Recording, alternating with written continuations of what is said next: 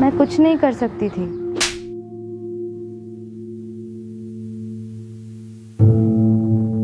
पर इसमें मेरी क्या गलती है? हाय, मैं रचना। तुम्हारा क्या नाम है? नमिता।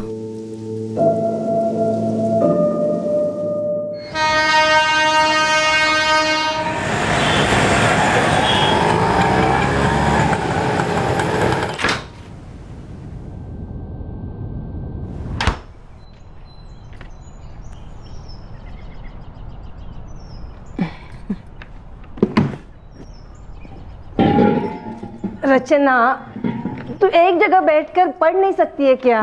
आई, अब मैं पानी भी नहीं पी सकती क्या? देख, तुझे मैथ्स भारी जा रहा है ना, तो महेश सर के साथ बात कर ले। हाँ, मेरी बात हो चुकी है। हो आई। और एक साल फेल नहीं हो सकती है तू। मालूम है आई।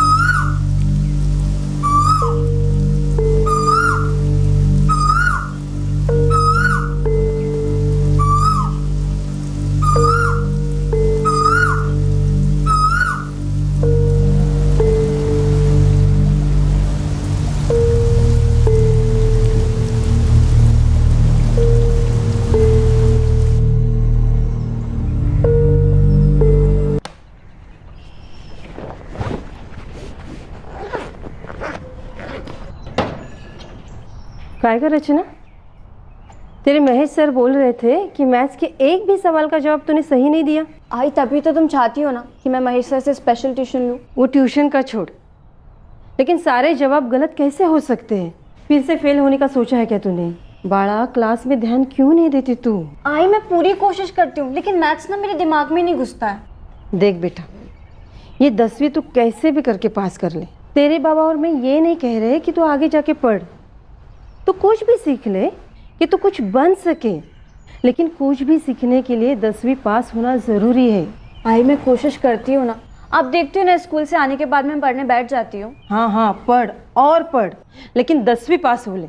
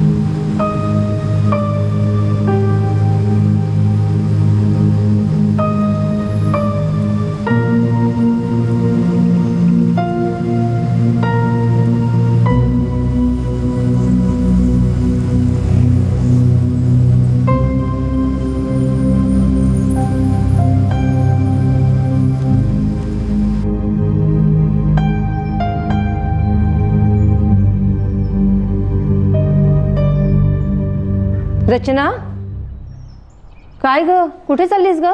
आई, बस थोड़ा ना एक राउंड मार के आती हूँ। बैठे बैठे ना सुस्ती आ गई है। नहीं नहीं, पढ़ाई करने को बैठ। आई, मैं बस अभी आती हूँ।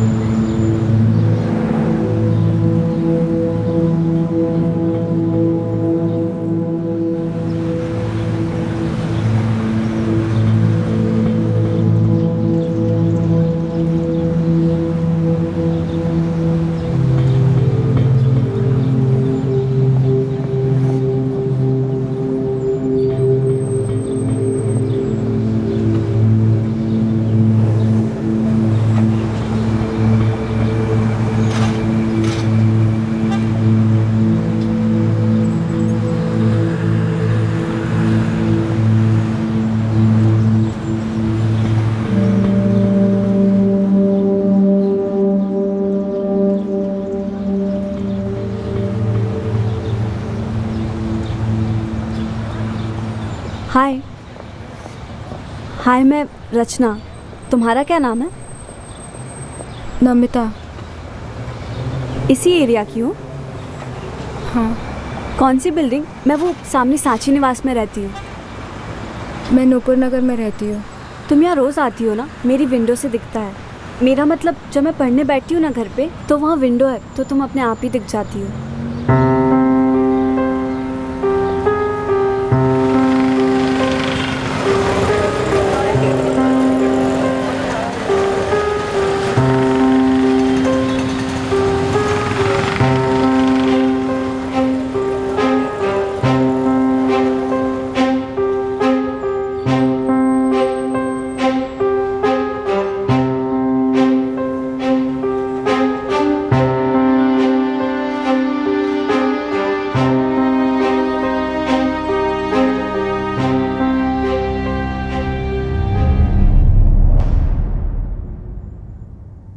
मायूसी में लिपटी नमिता को देखकर रचना के संवेदनशील दिल के तार छिड़ गए।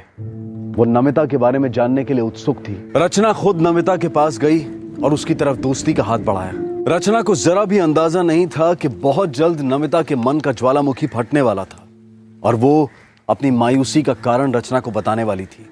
ना, मैं स्कूल नहीं जाती। क्यों? स्कूल क्यों छोड़ दिया? वैसे मुझे भी ना पढ़ाई बहुत टफ लगती है और स्कूल जाना बिल्कुल भी पसंद नहीं है। मुझे तो पता ही नहीं है कि मुझे स्कूल जाना पसंद है या नहीं। अच्छा, तेरे बाबा क्या करते हैं? मेरे बाबा नहीं है। आई बोली कि जब मैं 1 साल की थी तभी वो मर गए। तो तेरी आई सर्विस करती है? मेरी आई नासिक में रहती है। तो तू यहाँ किसके साथ रहती है? मैं मेरे मौसी के साथ रहती हूँ। तो तू स्कूल नहीं गई? मतलब नासिक में भी नहीं? 3री कक्षा तक गई थी, पर स्कूल का नाम याद नहीं।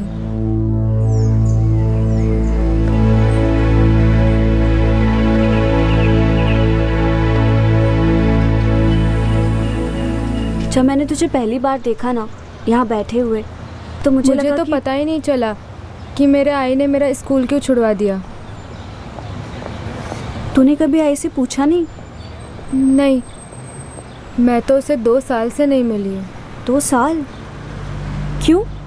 तेरी आई तुझसे मिलने नहीं आती या फिर तू उनसे मिलने नहीं जाती है? वो मुझसे मिलना ही नहीं चाहती। ऐसा नहीं है कि आई मुंबई नहीं आती, आती है। ऐसा क्यों? नमिता, आज स्कूल नहीं जाएगी तू। क्यों आई? अरे आज हमारे घर में काका आने वाले हैं। काका? कौन से काका आई? एक अच्छे वाले काका। तुम्हें उनके साथ अच्छे से रहना है। हाँ? कौन है वो? बाबा है मेरे? नहीं गो भाई, तुम्हें कितनी बार बताया तुम्हारे बाबा के बारे में? ये कोई और काका है। तुम्हें उनके साथ अच्छे से रहना है ना?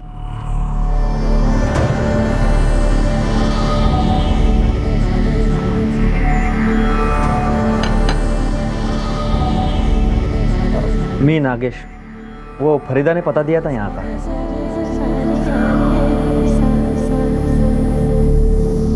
नमिता, मैं बाजार हो आती हूँ। हाँ? काका का अच्छे से ख्याल रखना। ते जसं बोलतात तसं करायचं, नाराज नहीं करना उनको। मैं घंटा भर बाहर रहूंगी। कौन था वो आदमी नमिता? मुझे नहीं पता, पर रचना उसने मुझे बहुत दुखाया। आई, मुझे बहुत ज्यादा दर्द हो रहा है। काका ने ऐसा क्यों किया? धीरे धीरे दुखना बंद हो जाएगा। हाँ? और वो काका कितने अच्छे थे, उन्होंने मुझे 1200 रुपए दिए। हे बघ, कितने काम के होते 1200 रुपए, माहिती है तुला? उन्होंने मेरे कपड़े निकाले, मुझे बहुत गंदा लगा। नहीं नहीं नहीं, गंदा नहीं लगना चाहिए। हाँ, धीरे धीरे समझेगी तू बात। ये काका गंदे नहीं थे, वो सुनील याद है? वो गंदा था, जिसके साथ हम यहाँ पे आए थे। वो कैसे हम दोनों को अकेला छोड़ के चला गया। अरे उसके बाद तुम्हें पता है ना मुझे कितने घरों में काम करना पड़ा। अभी तू भी कमाएगी तो हम दोनों के लिए बहुत आसान हो जाएगा। लड़ू नको। हाँ शानी नमाजी बाय, अभी और अच्छे वाले काका लोग आएंगे। हाँ, वो जैसे बोलेंगे वैसे करना। बहुत सारे काका आने लगे। कभी दिन में 1, कभी 2, 3, 4।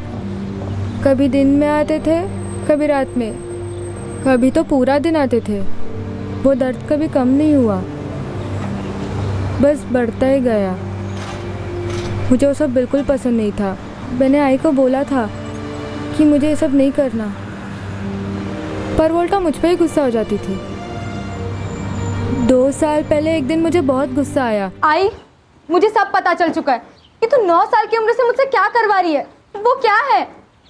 क्या है? गंदा है। मुझे नहीं करना ये सब। क्यों नहीं करेगी? आई, उल्टी आती है, शर्म भी आती है, बहुत दर्द होता है। आई तो उससे घर में पैसे आते हैं, घर चलता है। पर आई, अगर मैं स्कूल जाती तो अच्छी नौकरी कर पाती ना। सपनों में अच्छी लगती है नौकरी। अरे तुला माहिती है पढ़ाई के लिए कितने पैसे लगते हैं? नौकरी और पढ़ाई सपने की तरह भूल जा, जैसे मैं तेरे बाबा को भूल गई। तेरे पैदा होने के बाद पी पी कर मर गया, और वो बाद में सुनील कुत्रिया नासिक से हमें यहाँ पे लेके आया, वो भी छोड़ के चला गया। मैं उसे भी भूल गई, एक सपने की तरह। पर आई, इसमें मेरी क्या गलती है? मुझे तो स्कूल जाना पसंद था ना। तेरे पसंद नापसंद से हमारा पेट नहीं भरने वाला, हमें जिंदा रहना है, समझी? हर भूखी औरतें ऐसे ही गंदा काम करती है नहीं ना। आई, हम भी अच्छा काम कर सकते हैं जिसमें शर्म ना आए, दर्द भी ना हो। जो काम हमें ज्यादा पैसा देता है वो सबसे अच्छा काम होता है, समझी? तो आई, मुझे ये सब नहीं करना, और तू भी कुछ नया शुरू कर दे। वो फरीदा मैडम के साथ लड़कियों का धंधा करना बंद कर दे। एक टाइम तू मेरे को बोलेगी ना, मैं सुन लूंगी, समझा ना? लेकिन फरीदा मैडम के बारे में कुछ बोला ना तो जबान काट लूंगी तेरी। वो भगवान जैसे मेरे लिए, अगर वो नहीं रहती ना तो अब तक हम भीख मांगे की तरह भीख मांग रहे होते सड़क पे, जिंदा भी नहीं होते। तो आई, क्या अभी हम जिंदा है? फरीदा मैडम के घर मेरी आई घर काम करती थी। फरीदा मैडम ने ही मेरी आई को समझाया कि मुझसे वो काम करवाए। हर काका जो मुझे गंदा करने आता था, उसके पैसों में से एक हिस्सा फरीदा मैडम को जाता था, बाकी मेरी आई रखती। फिर 2 साल पहले से मैंने ना बोलना शुरू कर दिया। पूरे 5 साल से ये सब चलता आ रहा है, जब तुम सिर्फ 9 साल की थी। और फिर तुमने क्या किया? यहाँ अपनी मौसी के पास आ गई। वो मेरी मौसी नहीं है। अगर आई, सांग ना, किधर जा रहे हैं हम लोग? एक नई जगह पे, हमारे घर से बेहतर।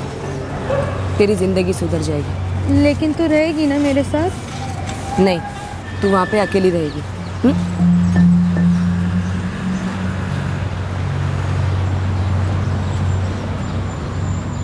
जैसे ही हम उस सोसाइटी में घुसे, मुझे याद आ गया था कि मेरी आई मुझे कहाँ लेके आई है। मैं बहुत पहले वहाँ एक बार मेरी आई के साथ आ चुकी थी। वो फरीदा मैडम का ही घर था। नमस्ते। आ गई तू लक्ष्मी? आजा। अरे नमिता, कैसी तू? तो तू यहाँ फरीदा मैडम के यहाँ रहती है? पूरे 2 साल हो गए और तेरी आई तुझसे मिलने भी नहीं आई। कोई फोन? तू बता रही थी कि तेरी आई फरीदा मैडम को कोई हिस्सा देती थी। हाँ, पर अब फरीदा मैडम आई को हिस्सा देती है। आई जब भी पैसे लेने आती है, मुझे उससे बात नहीं करने देती। अमिता, आइक, अब मैं नासिक वापस लौट रही हूँ, तू अब से यहीं पे रहेगी। हाँ, अरे तेरे को तो सब काम अच्छे से आता है, वैसे ही करना। आणि हो, फरीदा मैडमला त्रास नाही द्यायचा, समजलं? मुझे भी वापस नासिक जाना है। मैं यहाँ पे अकेले क्या करूँगी? अरे तू यहाँ पे रहेगी ना, तेरे लिए अच्छा होगा। देख कितना बड़ा घर है, और वो मैडम है ना, फरीदा मैडम, बहुत अच्छी बाई है। हाँ, तेरा ख्याल रखेगी, यहीं पे रहना।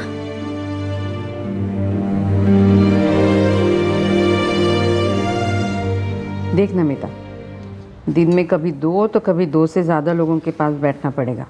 आदत ना हो ना तो। हेलो हेलो गुड्डू भाई, हाँ हाँ, एक मिनट होल्ड करना। अरे फरीदा, हाँ गुड्डू भाई आ जाना। उसको बोल 4 बजे से पहले हाउसफुल है। अरे दूसरों के साथ बैठाते ना, वो जरीना के पास नवा है। नहीं इकबाल, नमिता ही बैठेगी। उसको बोल इंतजार करे, मीठा फल मिलेगा, बार बार आएगा। हाँ ठीक है। गुड्डू भाई, ठीक 4 बजे आ जाना। हाँ अरे एक नंबर है, बोला ना। हाँ अम्मी मुझे ना 150 रुपये चाहिए। किस लिए बेटा? वो स्कूल के बाद मैं अपने फ्रेंड्स के साथ पार्टी मनाने वाली हूँ। ठीक है, अब्बू से ले ले। बोल अम्मी ने बोला है। हाँ अंजुम जल्दी आ जाना। देख नमिता, मेरे यहाँ पे ना काम बड़े प्यार से होता है। तू बस कस्टमर को खुश रख। जो भी टिप मिलेगी ना वो सारी तेरी। देख तेरी आई ना तुझे मेरे पास बेच चुकी है। हर महीने ना किस्त जाया करेगी तेरी आई को। इसका मतलब आज से तू मेरे यहाँ ही रहेगी। खाना पीना पहनना सब टॉप का होगा बेटा। तू टीवी देख, बाहर जा, पर काम में कोई कमी नहीं आनी चाहिए। मैडम मुझे सारे घर के काम आते हैं, मैं वो कर सकती हूँ क्या? बेटा उसके लिए बाई है ना मेरे पास। वो बाई को महीने का मैं जितना पगार देती हूँ ना उतना तो एक दिन में कमाएगी, पता है तुझे? देख अब ये ना बातें बातें बहुत हो गई। अभी धंधे का टाइम हो गया ना, 9:30 बज गए। अरे 10 बजे तेरी पहली अपॉइंटमेंट है। जा जल्दी से तैयार हो जा। जा मैडम मेरी आई को एक फ़ोन लगा दीजिए ना, मुझे उससे बात करनी है। जाने मन तेरी आई ना तुझसे बात नहीं करना चाहती बेटा। तो उस घर में उसका खून चूसती थी ना, इसलिए तेरी आई ना तेरे को मेरे पास भेज गई। तो अब तू ज्यादा टाइम वेस्ट मत कर, तैयार हो जा। मैं कुछ नहीं कर सकती थी, आई तो नहीं आने वाली थी। वैसे फरीदा मैडम बात करने में अच्छी थी, लेकिन मुझे उससे बहुत डर लगता था। वो हर रोज़ कम से कम 4-5 आदमी लोगों को बुलाती थी।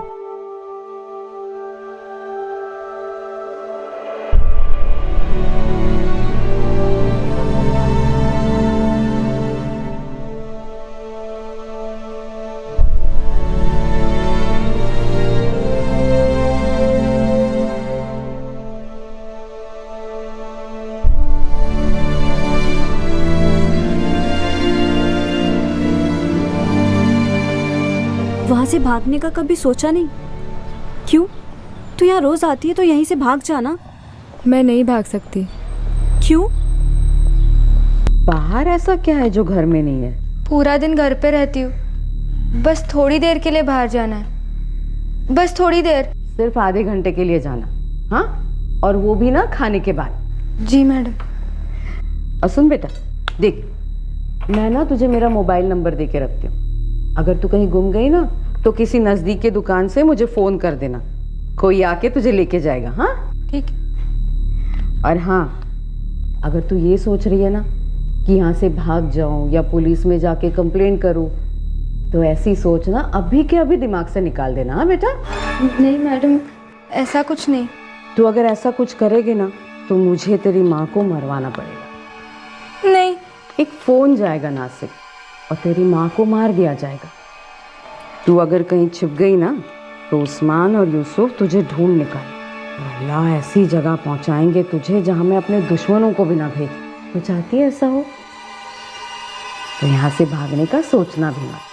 हाँ इस सोसाइटी में ना सब जानते हैं कि मैं किस चीज़ का बिजनेस करती हूँ, तो मेरे खिलाफ ना कोई कुछ नहीं बोलेगा। पता है क्यों? क्योंकि ना पैसा बोलता है। पुलिस मेरी मुट्ठी में है बेटा, इसलिए ना यहाँ से कहीं भागने का सोचना भी मत। यहाँ नज़दीक एक गार्डन है, तू ना वहीं जाया कर, इकबाल दिखा देगा तुझे। हाँ जा। ठीक है। शुरू शुरू में इकबाल साहब साथ आते थे, पर अब मैं अकेले ही आती हूँ। चल मैं निकलती हूँ। 1 मिनट भी लेट हो जाऊँगी तो फरीदा मैडम का दिमाग बहुत गर्म हो जाता है। नमिता तू कल भी आएगी ना? हाँ।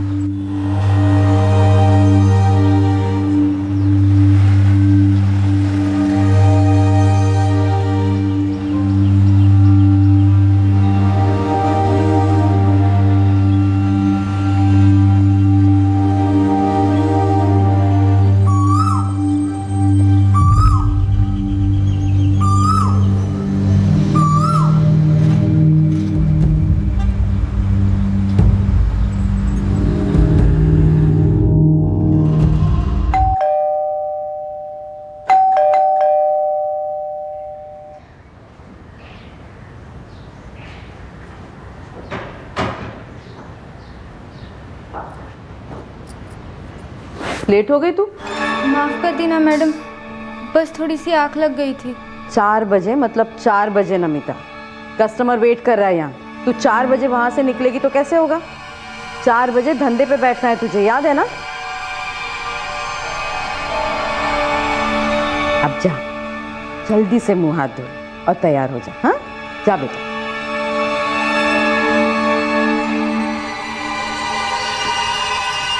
पाँच मिनट फिर जाना आप अंदर। इसके महेश सर बोल रहे थे कि एक ही क्लास में रिपीटर होने के बावजूद इसको मैथ्स में 0 मार्क्स आए। कहेगा रचना, ध्यान किधर होता है तेरा क्लास में? पापा मैथ्स पर ही रहता है, थोड़ा बहुत समझ में भी आता है, लेकिन बहुत जल्दी ना सब भूल जाती हूँ, कुछ याद ही नहीं रहता है। बेटा ऐसे तो एग्जाम में पास नहीं हो सकते ना। अरे तू लिख के क्यों नहीं याद करती बेटा? बाबा एक बात पूछनी थी। बोलना। वो समीर काका क्या करते हैं? मेरी आत्या का बेटा समीर, समीर करंदकर, हो सोशल वर्क करता है, कोई एनजीओ चलाता है शायद। पढ़ाई छोड़कर हर एक चीज में इसका दिमाग चलता है। वैसे ये अचानक से तेरे को समीर का ध्यान क्यों आया? वो बस ऐसे ही बाबा।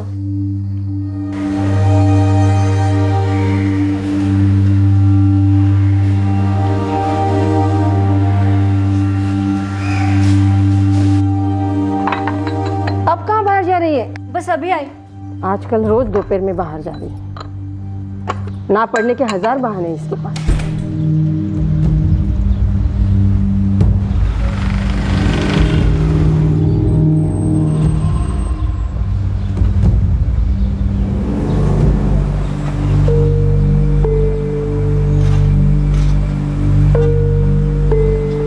सुन नमिता, तुझे इसमें से निकलना है। कैसे?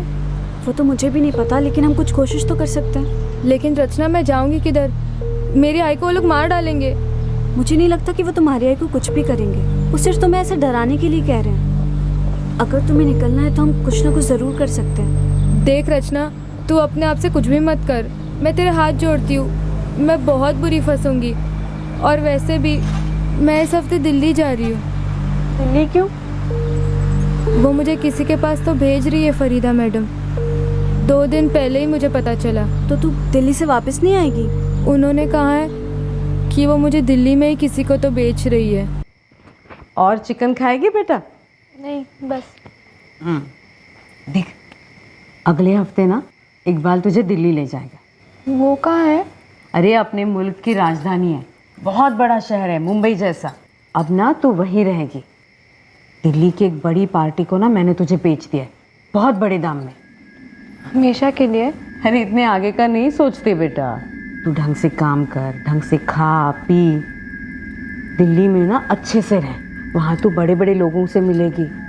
लोगों को ना पटा कर रखना सीख, सिर्फ बैठना नहीं है, 4 लोगों में खड़ा होना सीख। बहुत दूर जाएगी तू बेटा, मुझसे भी बड़ी मैडम बनेगी तू। पर क्या तेरा दिल्ली जाने का मन है? नहीं रचना, मुझे नहीं पता मैं क्या कर सकती हूँ। मुझे तेरी हेल्प करनी है नमिता। मैं किसी लफड़े में नहीं पढ़ना चाहती, और तेरी इतनी अच्छी ज़िंदगी है, आई बाबा सब है, स्कूल भी जाती है। तूने मुझसे बात की, वही मेरे लिए बहुत है। चल 3:45 बज चुके हैं, मैं अभी जाती हूँ, मुझे बहुत लेट हो रहा है। नमिता, कल आएगी ना?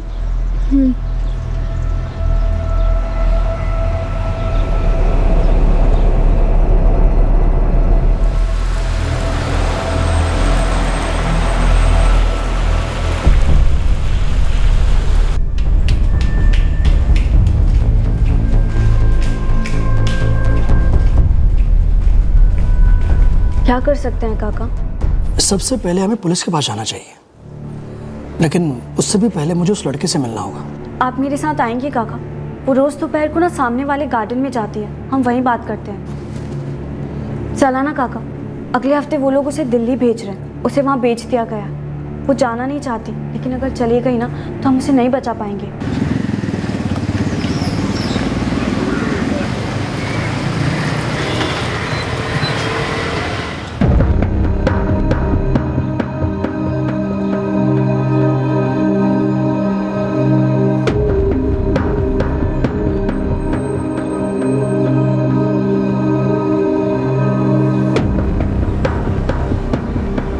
काका भी आती होगी वो।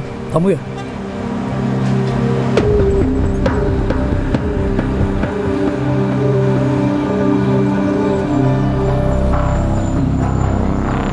काका वो रोज 3:30 बजे तक आ जाती है और फिर आधे घंटे बाद चले जाती है।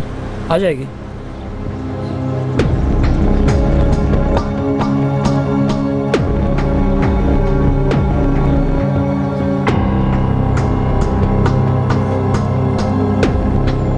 पता नहीं वो अभी तक क्यों नहीं आई।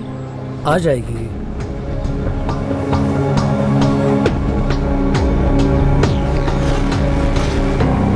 काका वो इसी रास्ते से आती है, मैंने सोसाइटी की गेट से देखा है। तू जानती है फरीदा कहाँ रहती है, किस कॉलोनी में रहती है? नहीं काका, लेकिन उसने नुपुर नगर कहा था। बेटा नुपुर नगर तो बहुत बड़ा है, कहाँ ढूंढेंगे उसे? अब कोई बिल्डिंग का नाम, कॉलोनी का नाम नहीं पता है उसने, मतलब नुपुर नगर के अलावा? नहीं काका। Mobile number? नहीं, उसके पास सेलफोन नहीं है। लेकिन उस फरीदा ने उसे नंबर दिया था ना खुद का। हाँ, लेकिन मैंने कभी उससे मांगा नहीं। ठीक है, काम करोगे, कल तू फिर से यहाँ पे आना इसी टाइम पे, हाँ? और जैसे वो आती है तो उसे मेरे ऑफिस में लेके आना। काका वो कोई दिल्ली वाला प्लान बता रही थी, कहीं उसे आज ही तो नहीं लेकर चले गए? रचना, तुम्हें पक्का यकीन है कि वो लड़की सच बोल रही है? हाँ सर, मुझे पक्का यकीन है वो सच बोल रही है। कई हफ्तों से मैं उससे रोज मिल रही हूँ। देखो, नूपुर नगर में बहुत सारी सोसाइटीज है, हर सोसाइटी में रेड करना बहुत मुश्किल है। कोई तो सोर्स होगा आपका, मतलब कोई खबरी वगैरह जो उस फरीदा के बारे में जानता हो, उसका पता जानता हो। अरे साहब, फरीदा ने खुद नमिता को बताया था कि उसकी पूरी सोसाइटी जानती है कि धंधा करती है, पर सभी उससे डरते हैं। वो सब ठीक है, पर हमारे पास कोई ठोस सबूत भी तो नहीं। उसका नाम फरीदा है या नहीं, वो भी तो नहीं पता हमें। वो लोग उसे आजकल में दिल्ली ले जाने वाले। वो कह रही थी कि उसे वहाँ बेच दिया गया। सर, अगर एक बार वो यहाँ से निकल गई तो उसे बचाना बहुत मुश्किल हो जाएगा ना। प्लीज़, पिछले 7 सालों से उसके साथ ये सब कुछ हो रहा है। सर प्लीज़ बहाना ज़रा। विजय, अपने नूपुर नगर एरिया में कोई फरीदा करके फ्लैश स्टेट की मैडम है, अपने फ्लैट से ही धंधा ऑपरेट करती है। उसके बारे में जो भी इंफॉर्मेशन मिले मुझे चाहिए। चलो, देखिए, हमसे जो कुछ भी होगा वो हम लोग करेंगे। और हाँ रचना, अगर वो लड़की कल तुम्हें गार्डन में मिलती है तो तुम सीधा उसे यहाँ लेकर आओगे मेरे पास। Okay sir.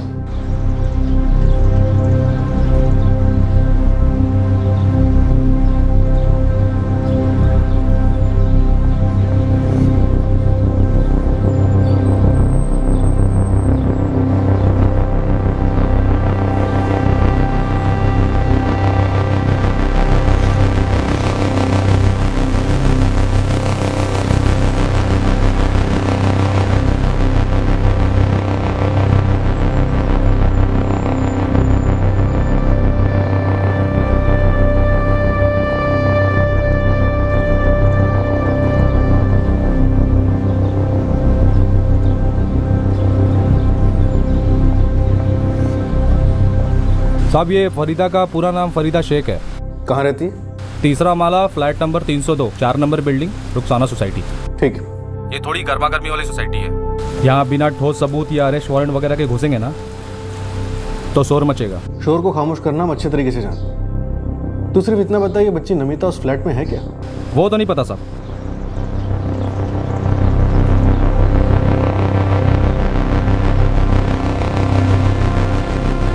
ये जो फरीदा मैडम है ना, इसका बहुत सारी लेडीज लोग के साथ नेटवर्क है पूरा, जो घर से धंधा करती है।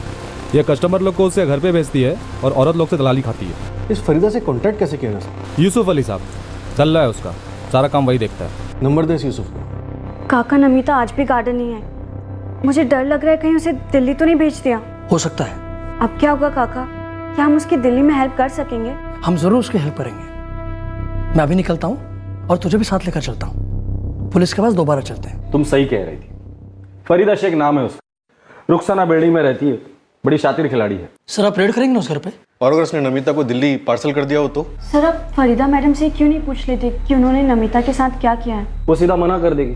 वो कहेगी कि मैं किसी नमिता को जानती नहीं। फिर जल्दी कुछ करना पड़ेगा। जब तक उस फरीदा की क्वेश्चनिंग नहीं होती ना, तब तक हम लोग कुछ नहीं जान पाएंगे। सर, मेरे पास इस फरीदा के दाहिने हाथ यूसुफ का कॉन्टैक्ट नंबर है, उसे उठवाकर बुलवा सकते हैं। लेकिन उससे फरीदा अलर्ट हो जाएगी और उसे हमें रंगे हाथों पकड़ना है। विजय, हमें किसी को कस्टमर बना के उसके पास भेजना चाहिए। ऐसा कोई जिस पर आप भी भरोसा कर सकते हैं और वो लोग भी भरोसा कर बैठेंगे। वो लोग भरोसा करेंगे, शक की कोई गुंजाइश ही नहीं।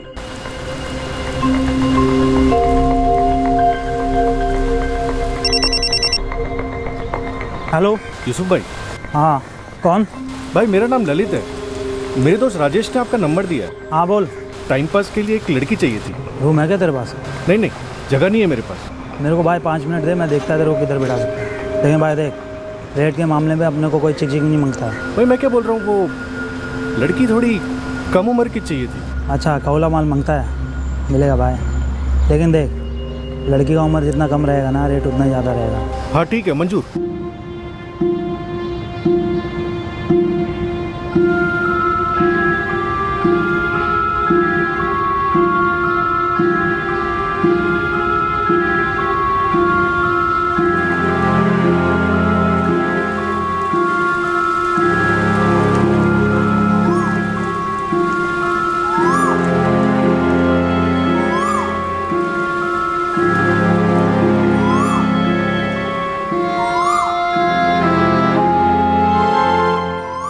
हाँ भाई, 1 घंटे का 8,000 रुपये लगेगा। 8,000?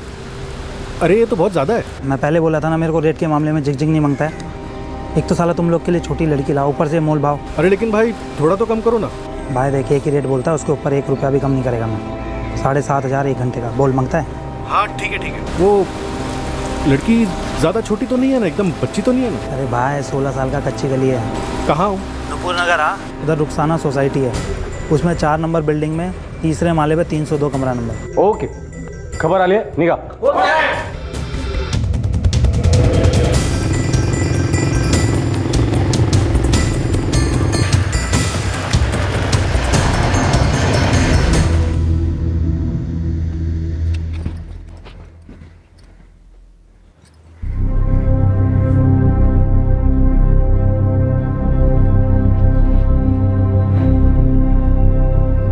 रचना, बड़ा तबीयत तो ठीक है ना तेरी? कुछ दिनों से तू ज़्यादा ही खोई खोई सी लग रही है। आई, मेरी एक फ्रेंड ना बहुत तकलीफ में है, बस वो बच जाए। कौन सी फ्रेंड? वो ना रोज़ गार्डन में आती थी, तो मैं उससे रोज़ मिलने जाती थी वहाँ पे। तू उससे मिलने जाती थी? क्या हुआ है उस लड़के को, और क्या नाम है उसका?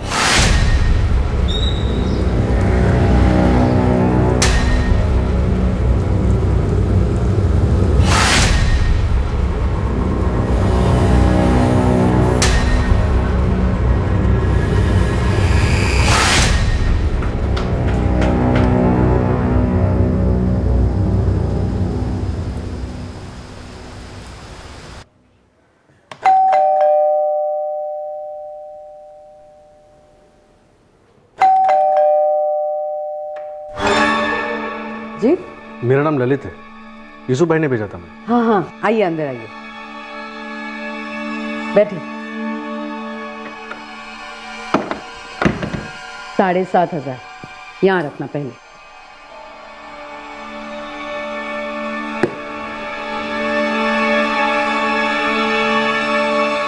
फरीदा, चंदू का मैसेज आया, वहाँ जाना था। 6 का टाइम दे उसको, इसके बाद और एक कस्टमर है। आइए, अरे इधर आइए।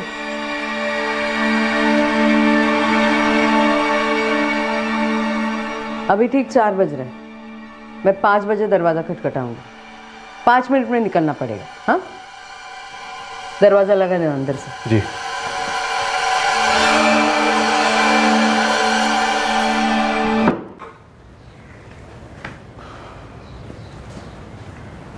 नाम क्या है तुम्हारा? राबिया। विजय साहब फ्लैट में पहुंच गए होंगे ना? हाँ, वो फोन करेगा, उसके बाद हम लोग निकलेंगे। ये तुम्हारा असली नाम है? बैठो, डरो मत। देखो, मैं कोई कस्टमर नहीं हूँ, पुलिस वाला हूँ। तुम्हारी दोस्त रचना ने मुझे भेजा है। अब मुझे अपना असली नाम बताओ। नमिता। रचना से तुम कहाँ मिली थी? गार्डन में। आखिरी बार कब मिली थी उससे? 2 दिन पहले। उसके बाद मैं जा नहीं पाई, क्योंकि मैडम ने भर भर के कस्टमर लोगों को टाइम दे के रखा था।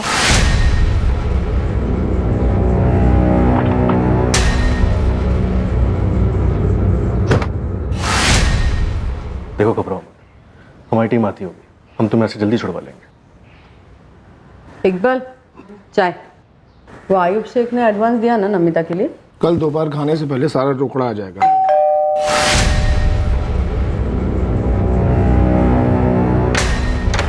आप कौन? इन्स्पेक्टर अरुण भोसले. चल साइड लाव. साहेब अंदर काय घुसा आहे? मा तिकडे बघ.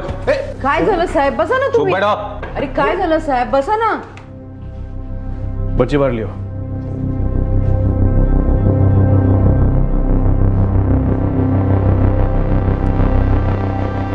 ये लड़की कौन है? मेरी बच्ची है साहब.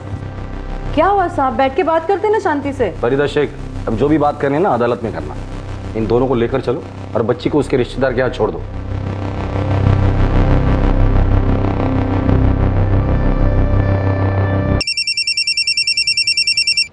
हो काका.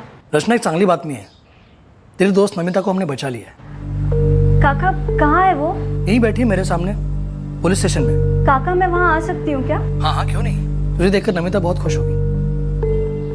साहब मैं बहुत अच्छे से रखती हूँ लड़कियों को. मारपीट नहीं करती हूँ, अच्छा खाने को देती हूँ, पहनने को देती हूँ. अरे वो एनजे वाले क्या ध्यान रखेंगे, उतना अच्छे से ध्यान रखती हूँ. पूछो ना आप लड़कियों से. फरीदा आखिरी बार पूछ रहा हूँ, नमिता के माँ का एड्रेस और फोन नंबर क्या है? सीधे से बताया तो ठीक है, वरना ये दो कांस्टेबल तेरी ऐसी सेवा करेंगे ना, यहाँ से सीधा हॉस्पिटल जाएगी. तो अंजुम को हम लोग अनाथ आश्रम में डाल देंगे, जिंदगी भर नहीं देख पाएगी उसे. फिर मेरी अंजुम को दूर रखो इस सब से. क्यों? अच्छा हाँ, तेरी बेटी है ना, इसलिए उस पर आँच नहीं आनी चाहिए. और अंजुम जिस घर में बड़ी हुई है, न जाने वहां कितनी लड़कियों को नोचा गया है तेरी वजह से. बोला ना साहब, मेरी बेटी को दूर रखो इस सब से. तो नमिता के माँ का एड्रेस और नंबर दे दे. ये मेरे को नहीं मालूम साहब. वो नमिता को मेरे को बेच के चली गई. आ जाती है कभी कभी अपना बैलेंस लेने. फोन दो इसका. ले ले फोन करो उसे. उसको बोल अकाउंट सेटल करना है, अभी के अभी आ जा, सारे पैसे लेकर जा. क्या अकाउंट सेटल करना है साहब? अपन अपना अकाउंट सेटल करते हैं ना. आप फिगर बोलो. अरे इन दोनों का भी ऐड कर दो, 1 घंटे में पैसा आ जाएगा. आपके लिए ना नमिता को फ्री कर देती हूँ. बस एक काम करता हूँ, अंजुम को यहाँ लाता हूँ, उसे भी देखने दे उसकी अम्मी की क्या हालत हो रही है. जा अंजुम को लेकर. ए रुक, करती हूँ फोन.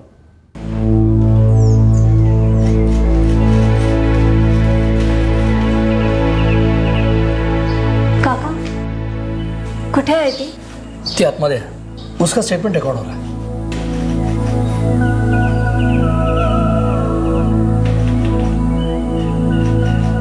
काका अब नमिता कहाँ जाएगी? मैंने चाइल्ड केयर कमेटी से बात कर ली है. अब उसका केस वही लोग हैंडल करेंगे और इसे बिल्कुल सही जगह भेजेंगे.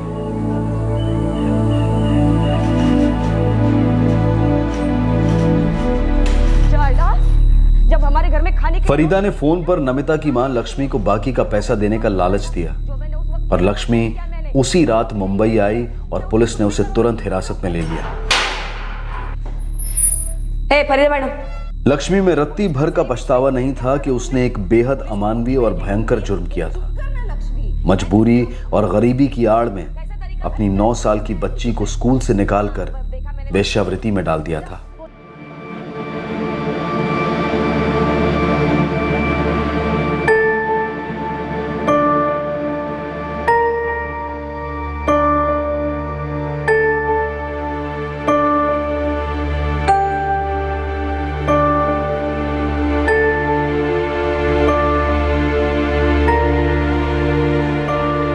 उन्होंने मेरी परीक्षा ली, अब वही तय करेंगे कि मैं कौन सी कक्षा में बैठूंगी.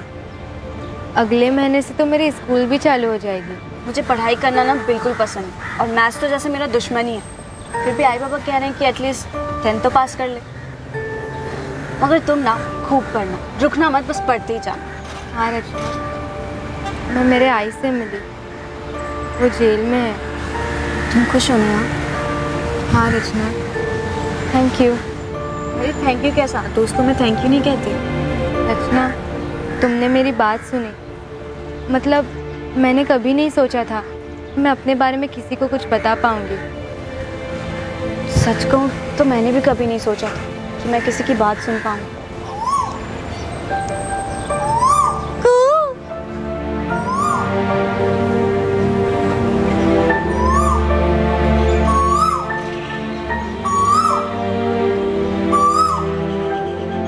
महिलाओं और बच्चों के वेलफेयर के लिए काम कर रही एक एनजीओ ने नमिता की जिम्मेदारी ली। रचना और नमिता लगातार मिलते रहते हैं और उनकी दोस्ती अब और गहरी होती जा रही है। क्राइम पेट्रोल सतर्क की टीम 16 वर्षीय रचना को सलाम करती है, जिसने ना सिर्फ अपनी हम उम्र एक अजनबी लड़की की मायूसी और पीड़ा को पहचाना, बल्कि उसे वहां से निकाल कर एक नई जिंदगी की उड़ान भरने की तरफ उसकी मदद की। कल रात फिर मुलाकात होगी एक और नए केस के साथ सीआईडी के एपिसोड के बाद।